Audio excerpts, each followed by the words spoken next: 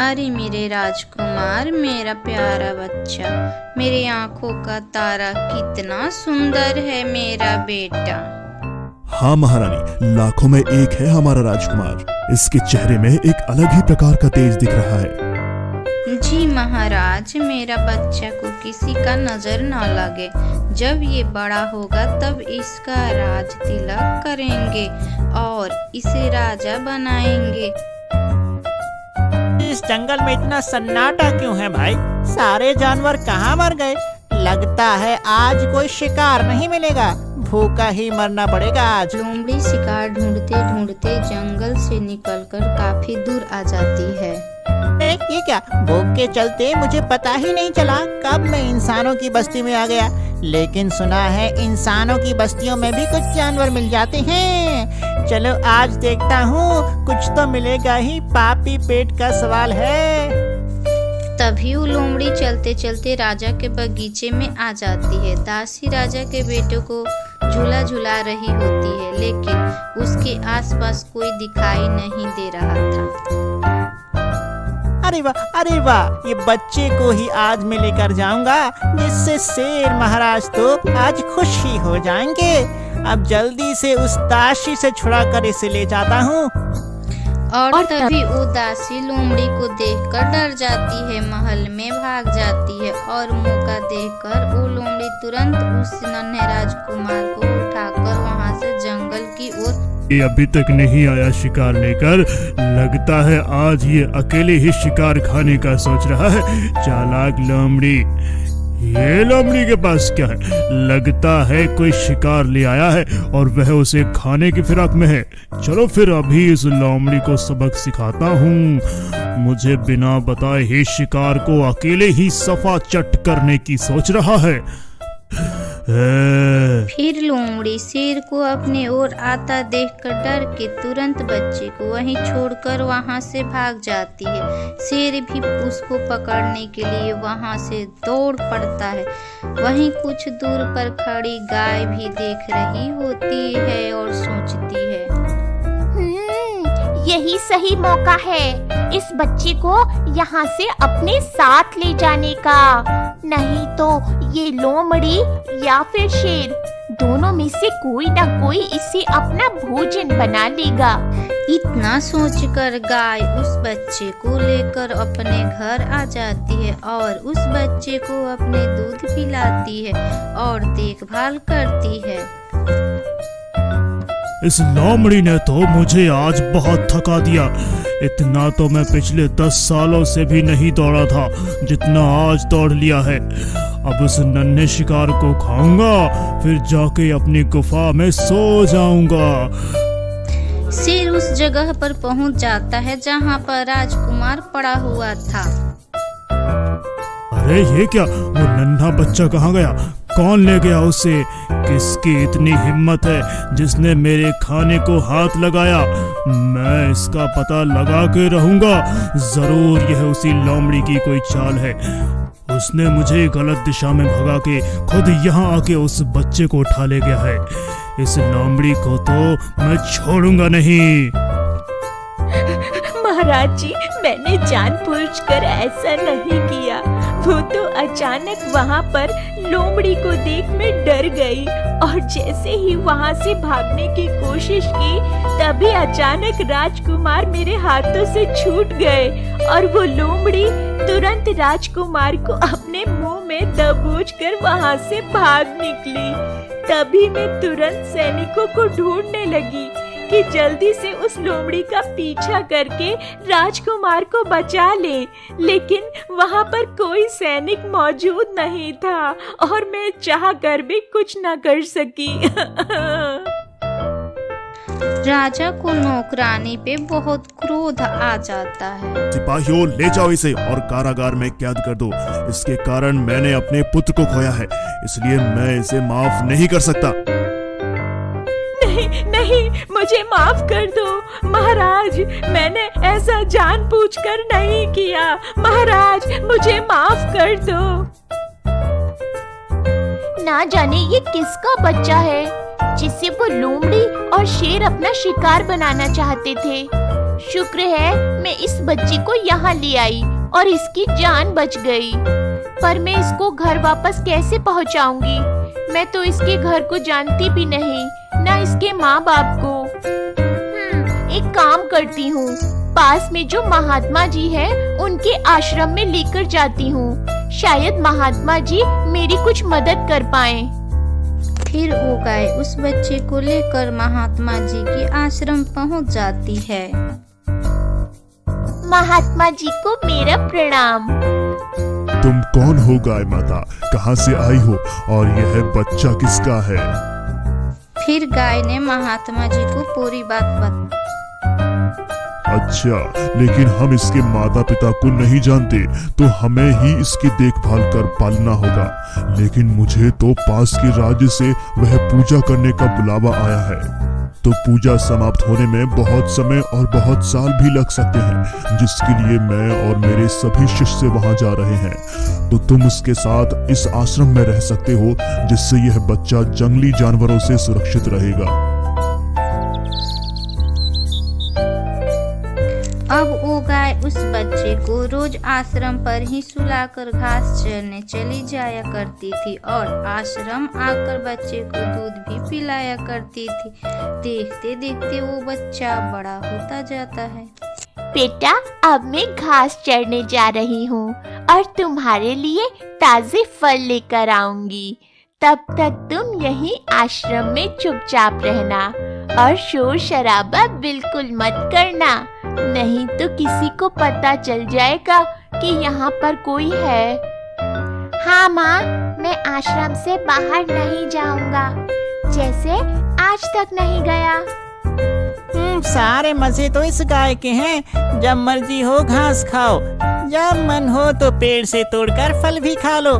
लेकिन हमें तो खाना हासिल करने के लिए कितनी मेहनत करनी पड़ती है। चलो, इस गाय का तो काम हो गया, अब मैं भी अपनी भूख का कुछ इंतजाम करता हूँ। अब गाय रोज घास खाने जाती और बच्चे के लिए ताजे फल लेकर ये गाय रोज ताजे फल तोड़ कर ले जाती है। भला ये किसके लिए ले जाती होगी फल रोज रोज, जबकि ये तो भर पेट घास खा लेती है जंगल में। आज पता लगा कर ही रहूंगा कि माजरा क्या है। लोमड़ी अब गाय के पीछे पीछे उस आश्रम आ जाता है। माँ, आ गई तुम। बहुत भूख लगी है मुझे, बस तुम्हारे इंतजार में ही बैठा था मैं। हाँ बेटा, आ गई। ये ले, फल खा ले। तब तक मैं थोड़ा आराम कर लेती हूँ, बहुत थकावट हो रही है। माँ, तुम कितनी मेहनत करती हो और मेरे लिए फल भी लाती हो, लेकिन मैं तुम्हारे लिए कुछ भी नहीं कर पाता हूँ। माँ, तुम मुझे बाहर क्यों नहीं जाने देती हो? देखो ना, तुम कितना थक जाती हो। माँ, आज से तुम घर पर रहो और मैं तुम्हारे लिए खूब सारी हरी घास लेकर आऊंगा और अपने लिए फल भी ले आऊंगा, और तुम यहीं आश्रम में रहा करना। नहीं बेटा, ऐसा नहीं हो सकता। तू बाहर नहीं जा सकता। क्यों माँ, क्यों मैं बाहर नहीं जा सकता? इतने लंबे समय से मैं यहाँ बंद हूँ, आखिर मुझे भी बाहर की दुनिया देखनी है। अरे बेटा, क्योंकि ये जंगल जानवरों का है और यहाँ जानवर रहते हैं, इंसान नहीं। और अगर कोई जानवर तुझे अकेला देख लेगा तो तुझे वो अपना शिकार बना लेगा। इसीलिए मैंने तुझे इतने सालों से कभी बाहर नहीं जाने दिया। अच्छा, तो ये माजरा है। इसका मतलब ये वही बच्चा है जो मैं वर्षों पहले उठा कर लाया था, और ये गाय इसको चुपके से पाल रही है, और आज ये इतना बड़ा हो गया है। और शेर महाराज को लगता था कि मैंने इस बच्चे को खा लिया है। अब ये बात मुझे शेर महाराज को बतानी होगी कि उस बच्चे को वह गाय उठा ले गई थी और वह बच्चा उसके साथ है। हाँ महाराज, मैंने अपनी आंखों से देखा है उन दोनों को महात्मा जी के आश्रम में रहते हुए। तो ठीक है, चलो फिर आज उन दोनों का काम तमाम कर देते हैं। वैसे भी मुझे भूख भी लगी है, कई दिनों से मैंने कोई बड़ा शिकार नहीं किया है। नहीं महाराज, ऐसा मत करो। अगर अभी उसको खाने चलोगे तो कुछ हाथ नहीं लगेगा, क्योंकि वो गाय अपने आश्रम में दरवाजा बंद करके रखती है और वह हम दोनों को देखकर सतर्क हो जाएगी। इसलिए कल जब वह घास चरने मैदान में जाएगी ना, तब आप उस पर हमला कर देना और फिर उसके बच्चे को मारने में कोई बाधा नहीं आएगी। ठीक है, तो हम कल सुबह ही उस गाय को खत्म कर देंगे और फिर उस बच्चे को भी। अच्छा बेटा, मैं जा रही हूँ घास खाने और तुम्हारे लिए ढेर सारे फल लेकर आऊंगी। ठीक है माँ।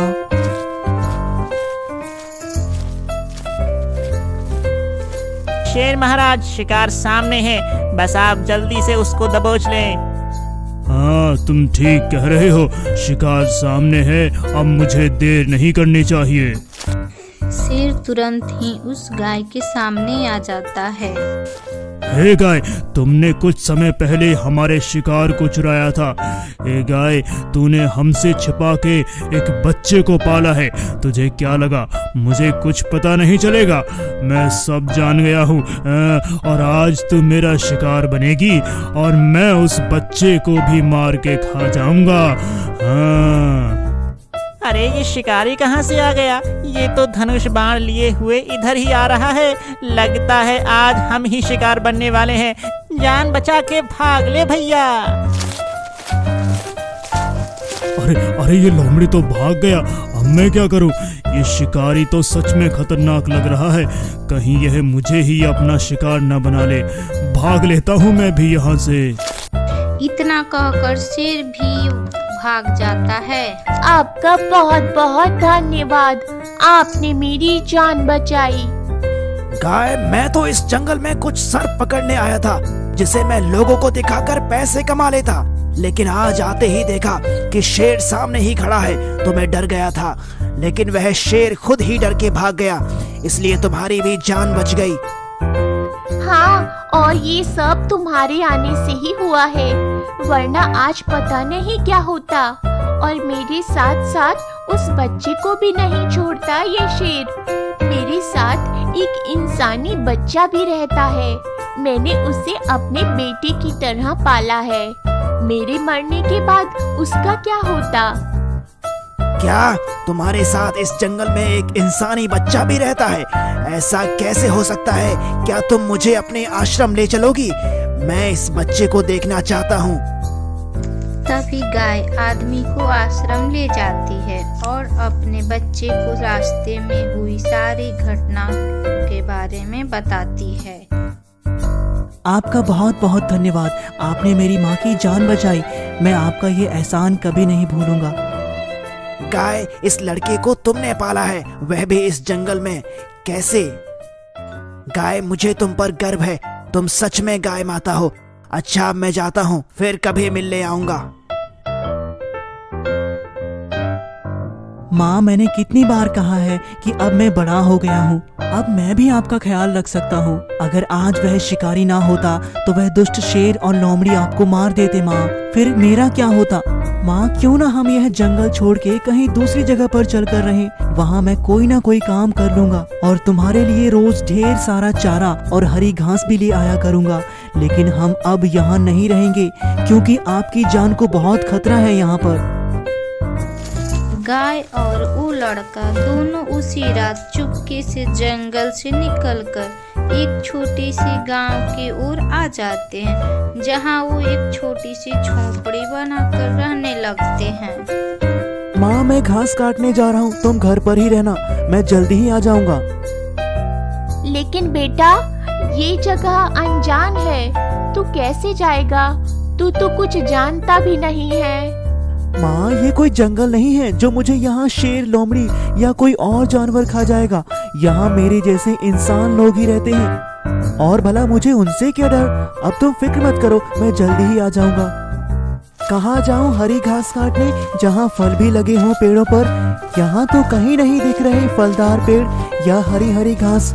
लगता है मुझे जंगल की ओर ही जाना पड़ेगा, वहीं मुझे हरी घास और ताजे फल मिल सकते हैं। लेकिन वहाँ अगर कोई जानवर हुआ तो? नहीं, मैं किसी से नहीं डरता, मैं जाऊंगा। मेरी मदद करो, मेरी मदद करो। अरे ये क्या? ये चिड़िया तो घायल है, इसके शरीर से बहुत खून बह रहा है। हाँ हाँ, मैं जरूर करूँगा तुम्हारी मदद, लेकिन मैं तुम्हें कैसे बचा सकता हूँ, मुझे कुछ समझ नहीं आ रहा है। इसी रास्ते पर सीधे जाकर एक नदी और एक झरना है, जहाँ पर एक जड़ी बूटी का पेड़ है।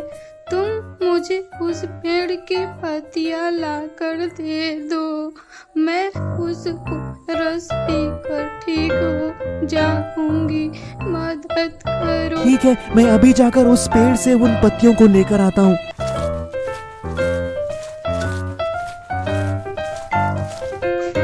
तुम्हारा बहुत बहुत धन्यवाद। अगर तुम ना होते तो मेरा बच पाना नामुमकिन था।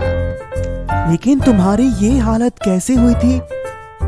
मैं आसमान में उड़ती हुई जा रही थी, तभी एक चील आ गई और मुझे मारकर खाना चाहती थी। उसने मुझे घायल कर दिया और तभी वहाँ एक दूसरी चील भी आ गई और दोनों में लड़ाई होने लगी। तभी मैं चील के चोंच से छूटकर गिर गई और दोनों चील लड़ते लड़ते कहीं और चले गए। लेकिन तूने नहीं बताया इस जंगल में तुम क्या कर रहे हो और तुम्हारा नाम क्या है? मैं यहीं कुछ दूर पर एक गांव के किनारे रहता हूँ और मैं यहाँ हरी घास काटने और कुछ ताजे फल तोड़ने आया हूँ और मेरा नाम विक्रम है। वो दोनों कुछ देर बात करते हैं और उसके बाद वो घर चला जाता है। गांव में जाकर देखता है मंत्री दो सैनिक को लेकर गांव में आता है और सभी लोगों से कर वसूली करता है।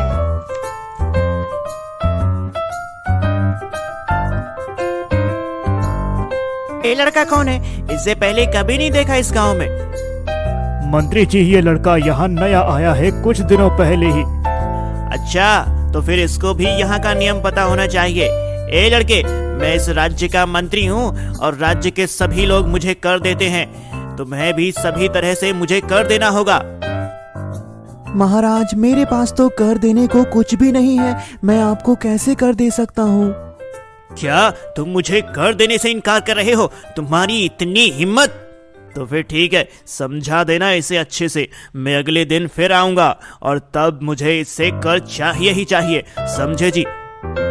मंत्री जी, ये यहाँ नया आया है इसलिए इसे कुछ मालूम नहीं है। आप इसे माफ कर दे, हम इसे समझा देंगे। अरे वाह, ये खरगोश कितना सुंदर लग रहा है। हाँ, ये तो सच में बहुत सुंदर है। ऐसा खरगोश तो मैंने पहले कभी नहीं देखा। सेनापति, मुझे ये खरगोश चाहिए, आप इसे पकड़ने का प्रबंध करें।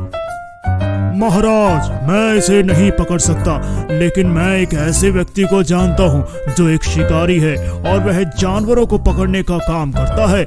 वह इसे जरूर पकड़ लेगा। तो ठीक है, आप जल्दी ही उसे बुलाइए और उससे कहें कि मुझे ये खरगोश हर हालत में चाहिए। जी महाराज। सैनिकों, उस लड़के को हमारे पास बुला कर लाओ। हाँ, तो तुमने मुझे अभी तक कर क्यों नहीं दिया, जबकि राज्य के सभी लोग अपना अपना कर सही समय पर चुका देते हैं? हमने तुम्हें एक हफ्ते की मोहलत दी थी, जो आज समाप्त हो गई है। आज तुम्हें कर देना ही होगा। महाराज, मेरे पास आपको देने के लिए कुछ भी नहीं है, मैं कहाँ से लाऊंगा पैसे जो आपको कर दूंगा? तुम मेरा अपमान कर रहे हो और सरासर झूठ बोल रहे हो कि तुम्हारे पास पैसे नहीं है। सैनिकों, जाओ इसके घर की तलाशी लेकर आओ, अभी पता चल जाएगा इसके पास पैसे है या नहीं। तभी सैनिक जाकर उसके घर की तलाशी लेने लगते हैं और उस सैनिक को विक्रम की चैन मिल जाती है, जिन्हें उस सैनिक मंत्री के पास ले आते हैं। क्या ये तुम्हारे बचपन की चैन है? हाँ महाराज, ये मेरे बचपन की चेन है। ऐसा कैसे हो सकता है? ये कड़े इसके कैसे हो सकते हैं? ये तो हमारे खानदानी कड़े हैं और ये कड़े इस लड़के के पास हैं और यह कह रहा है कि ये इसके बचपन के कड़े हैं। ए, तुम यहाँ इस गांव में कब से रह रहे हो और इससे पहले कहाँ रहते थे तुम? और तुम्हारे माता पिता कौन है? सब बताओ मुझे जल्दी। महाराज, मेरे माता पिता नहीं है, मेरी सिर्फ एक माँ है जो एक गाय है। उसी ने मुझे पाला है और मैं एक घने जंगल के एक पुराने से खंडहर में अपनी माँ गाय के साथ रहता था और अभी कुछ दिनों से यहाँ इस गांव में रह रहा हूँ। क्या तुम एक गाय के साथ रहते हो और वह तुम्हारी माँ है और उसने ही तुम्हें जंगल में रहकर तुम्हें पाला है? क्या तुम सच कह रहे हो? हाँ महाराज, मैं सच कह रहा हूँ। अगर ये सच बोल रहा है तो इसका मतलब यह वही बच्चा तो नहीं जिसे बचपन में लोमड़ी उठाकर ले गई थी। अगर ये वही बच्चा है तो इससे पहले कि ये बात किसी को भी पता चले, इस लड़के का कुछ करना होगा। देखो, तुमने मुझे कर भी नहीं दिया है और यह इतनी कीमती चेन भी तुम्हारे पास मिली है। अगर ये बात राजा साहिब को पता चल गई तो तुम्हें इसकी सजा भी मिल सकती है। लेकिन मुझे लगता है कि तुम ईमानदार हो, इसलिए तुम्हें मेरी बात माननी होगी और तुम्हें मेरे महल में नौकरी करनी होगी जिससे तुम्हारा कर भी माफ हो सके और ये चेन वाली बात किसी को ना पता चले। महाराज, मैं आपके साथ महल चलने को तैयार हूँ, पर मैंने कोई चोरी नहीं की है और यह चैन मेरी ही है।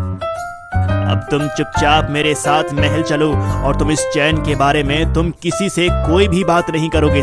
विक्रम राजा के मंत्री के साथ उसके महल आ जाता है। आज से तुम्हें यहीं बगीचे में पानी डालना है और इन पेड़ पौधों की देखभाल करना है और यहाँ से आगे महल के अंदर जाने की हिम्मत भी मत करना, नहीं तो उसका अंजाम बुरा होगा, समझे? जी महाराज, जैसा आप कहें। अब मुझे इस लड़के का बंदोबस्त करना होगा, वरना ये लड़का मेरे गले की हड्डी बन जाएगा। कौन हो तुम? पहले तो तुम्हें कभी नहीं देखा यहाँ। महाराज, मैं यहाँ पर नया आया हूँ।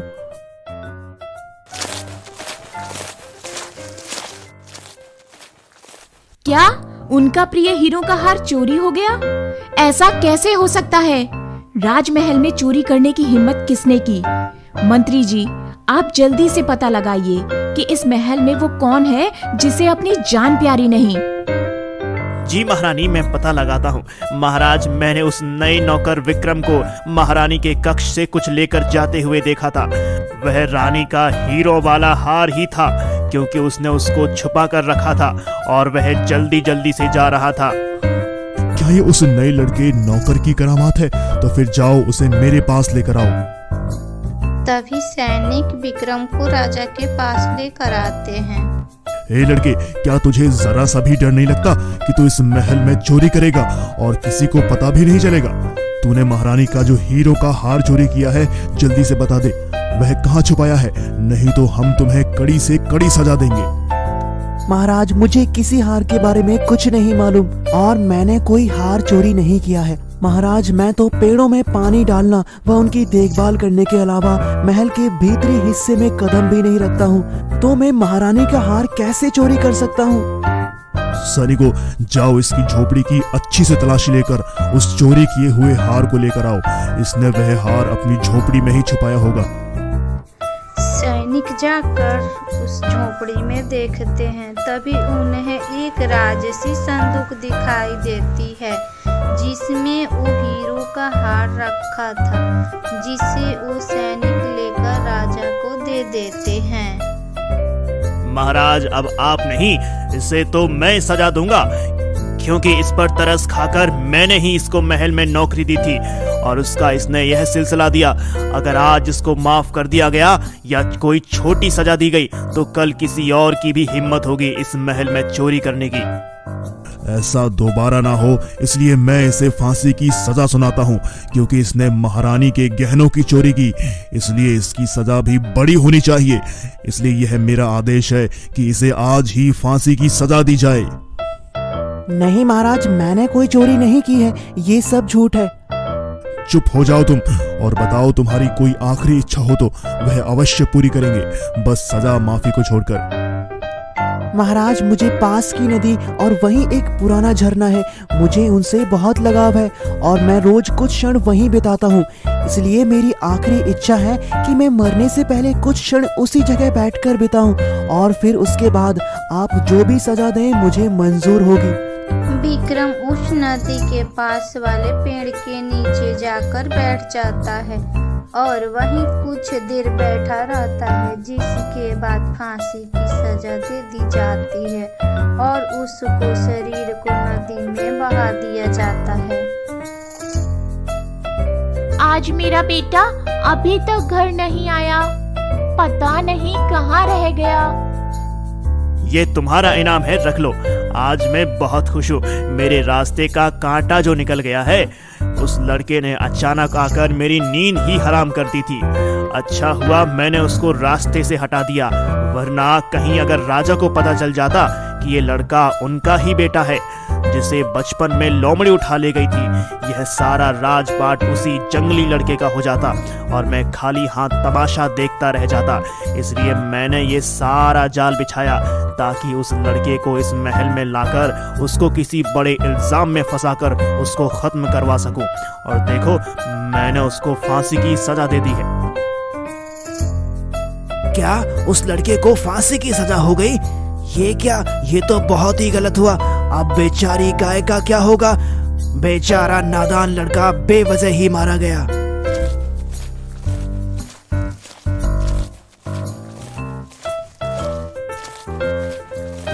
शिकारी जाकर राजा को सुंदर सा खरगोश दे देता है। तुमने हमारा दिल जीत लिया है शिकारी। ये जानवर वाकई में बहुत सुंदर है। बताओ तुम्हें क्या इनाम चाहिए? धन दौलत सोना चांदी जो भी तुम कहो वह सब तुम्हें मिलेगा। महाराज क्षमा चाहूंगा, मुझे धन दौलत सोना चांदी नहीं चाहिए। महाराज अगर आप मुझे कुछ दे सकते हैं तो मुझे इंसाफ दे दीजिए महाराज। इंसाफ? कैसा इंसाफ? महाराज क्या आप जानते हैं कि जिस लड़के को आपने फांसी दी है वह कौन था? उसके बारे में आपको कुछ मालूम है? नहीं, मुझे नहीं पता वह लड़का कौन था और उसके बारे में मुझे कुछ भी नहीं मालूम। उसने महारानी का हार चुराया था जिसके बदले में उसे फांसी की सजा सुनाई गई ताकि दोबारा कोई ऐसी हरकत ना कर सके इस महल में। लेकिन तुम ये सब क्यों पूछ रहे हो? महाराज, जिसे आपके दरबार में फांसी दे दी गई थी वह लड़का चोर नहीं, वह आपका ही पुत्र था जिसे बचपन में एक लोमड़ी उठा कर ले गई थी और उस बच्चे को उस लोमड़ी से बचा के एक गाय ने उसे पाल पोस कर बड़ा किया था। और कुछ दिनों पहले ही वह दोनों जंगल छोड़कर पास के एक गांव में रहने आए थे, जिसे आपके ही मंत्री महाराज ने पहचान लिया और आपके रास्ते से हटाने के लिए एक सैनिक को रुपयों का लालच देकर उसके साथ मिलकर उस लड़के के खिलाफ साजिश रच के उसको फांसी की सजा दे दी ताकि इस राज्य के अगले राजा आपके मंत्री खुद बन सके। महाराज, मैं चाहता हूँ आप मेरे साथ चलकर उस गाय से जरूर मिलें जिसने उस लड़के को पाला था। राजा तुरंत उस शिकारी के साथ विक्रम के घर पहुंच जाता है और तभी वो गाय राजा को सारी बात बताती है। गाय की बात सुनकर राजा के पैरों तले जमीन खिसक जाती है और वो बहुत दुखी हो जाते हैं। क्या ये क्या अनर्थ हो गया? मेरे ही दरबार में मेरे ही बेटे को फांसी की सजा हो गई और मैं देखता ही रह गया। अपने बेटे को पहचान भी न सका। मेरे ही मंत्री ने मेरे ही बेटे की जान ले ली। अब मैं मंत्री को उसके गुनाहों की सजा देकर ही रहूंगा। तभी वहां विक्रम आ जाता है और उसे देखकर सभी आश्चर्यचकित हो जाते हैं। अरे ये क्या? तुम्हें तो फांसी दे दी गई थी, तो तुम बच कैसे गए? ऐसा कैसे हो सकता है? महाराज, मैंने कोई चोरी नहीं की थी, इसलिए मुझे खुद को बेगुनाह साबित करना था। इसलिए मैंने अपनी आखिरी इच्छा में जिस नदी और झील के पास बैठने की मांग की थी, उसी जगह पर एक चमत्कारी पेड़ है जिससे इंसान किसी भी परेशानी या बीमारी से ठीक हो सकता है। वही पेड़ की जड़ी बूटी मैंने अपनी फांसी होने से पहले ही खा ली थी, जिसकी शक्तियों की वजह से मैं बच गया और मैं वापस आ गया हूँ। विक्रम का बात सुनकर राजा बहुत खुश हो जाता है और उसको बताता है कि वो उसके पिता है और वो उनका पुत्र है। राजा सभी को लेकर महल चले जाता है। सेनापति जी, जल्दी से मंत्री को बुलाया जाए और उस सैनिक को भी बुलाया जाए जिसने मंत्री के साथ मिलकर यह गुनाह किया है। मंत्री और सैनिक को दरबार में बुलाया जाता है, जहाँ पर मंत्री विक्रम को देखकर हैरान रह जाता है और अपने राजा को क्रोधित देखकर सारा गुनाह मान लेता है। मंत्री विक्रम के बचपन का चैन राजा को वापस कर देता है।